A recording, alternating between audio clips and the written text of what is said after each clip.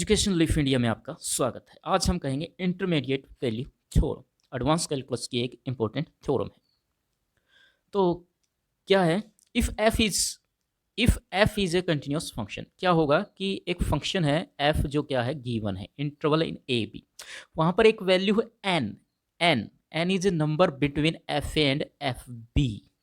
ये हमारे पास गिवन होगा where F A equal to F B. जब कोई दो चीज़ों के बीच में कोई नंबर आता है तो इसका मतलब एक्चुअली वो दोनों क्या है, बराबर नहीं।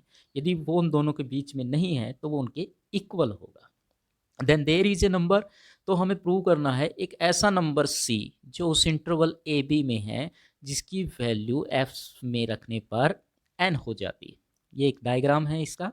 If the graph of function can be traced continuously from a to f or b to f, then it is must take an every intermediate value from fa to fb possibly more than once along the way। ये एक ऐसा function है, ये जो सामने दिया गया है ये डिक्रीजिंग तौर से बनाया गया है, लेकिन फंक्शन हो सकता है ऐसा ना हो। तो देखते हैं हम कैसा हो सकता है। इस तरह का भी कोई फंक्शन हो सकता है, इस तरह से। ठीक है, तो अब चूज करने की बात क्या है? चूज करने की बात ये है हमारे पास इस क्वेश्चन में कि वो यहाँ से लेके यहाँ तक, ठीक है। तो एफ ए के बीच में और एफ बी के बीच में कितनी वैल्यू आ सकती हैं? हम इसको ऐसे ऐसे बढ़ा दें तो ये पोर्शन नहीं आता। तो इसका मतलब कौन सा पोर्शन आ रहा है इसके बीच में? ये और ये है देखने वाली। ये कंटिन्यूस फंक्शन है, लेकिन जो एरिया है, जो एफ ए और एफ बी के बीच में जो वैल्यू है वो यहाँ और यहाँ है।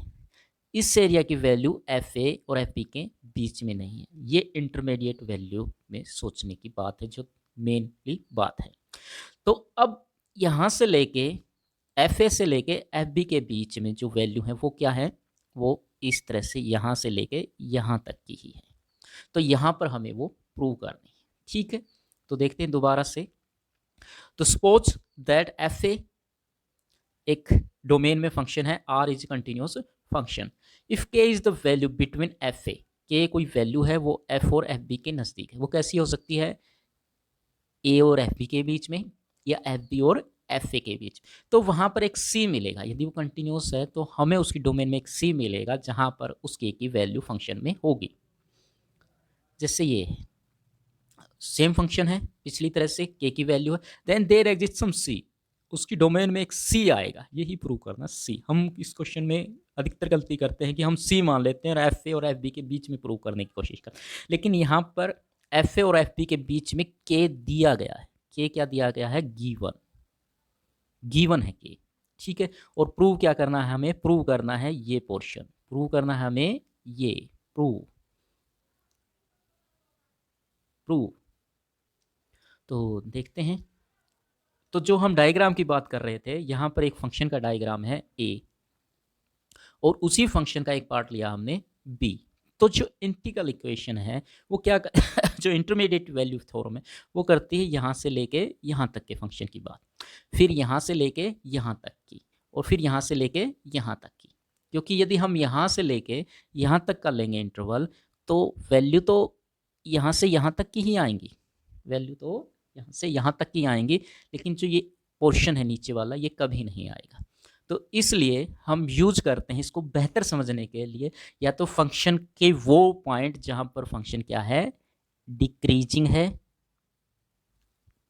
या फिर इंक्रीजिंग है, उस पोर्शन के एफ ए और एफ बी लेने की कोशिश करते हैं। चलो देखते हैं इसको। हम यहाँ से एफ बी ले लिया उसमें से काट के, तो एफ ए और एफ बी की वैल्यू आ गई हमारी। तो एफ और एफ बी की वैल्यू यहाँ, इनके बीच में कोई भी हो सकता है, कोई भी वैल्यू यहाँ हो सकता है। तो जाहिर बात जब हम बढ़ाएंगे तो वो पॉइंट कहाँ आएगा? यहाँ, और वो बी में यहाँ, और कहीं भी ले सकते हैं, यहाँ भी ले सकते हैं।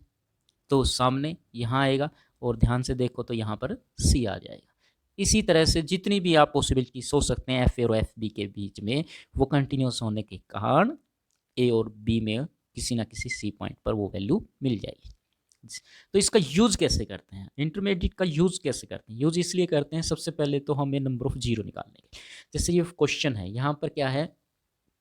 0 से 2 है, तो हम सबसे पहले 0 पे चेक करते हैं। 0 पे क्या आ गई? माइनस, और x 2 पे कितनी आ गई? 14। तो -2 से 14 के बीच में क्या है? 0 है। तो 0 माइनस 2 और 14 के बीच में क्या है, एक 0 है।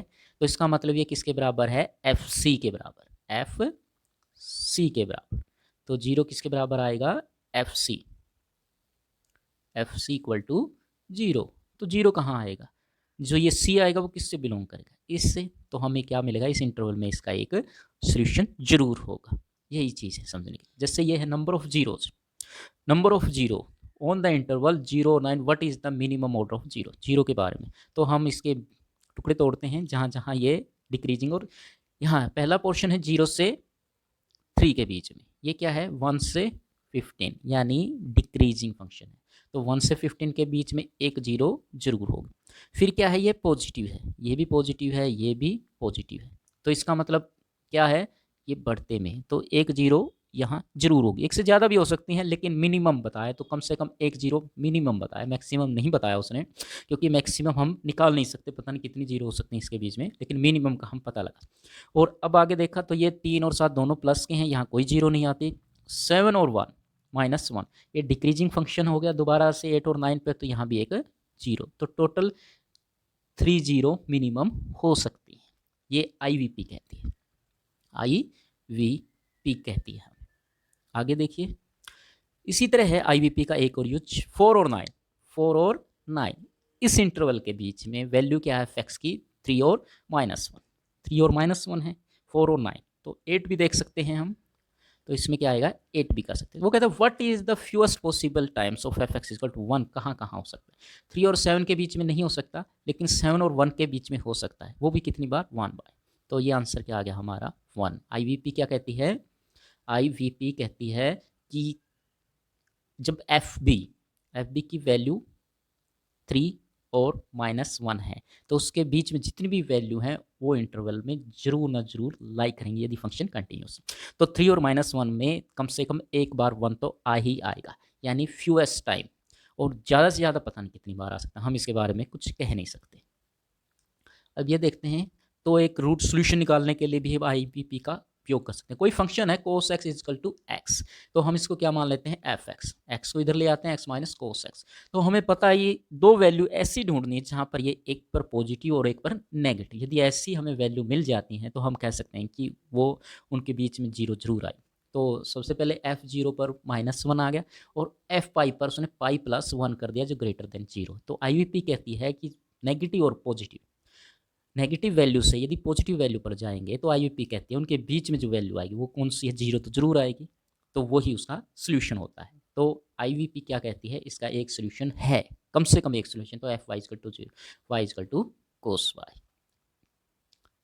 तो यही था आज का इंटरमीडिएट वैल्यू थ्योरम।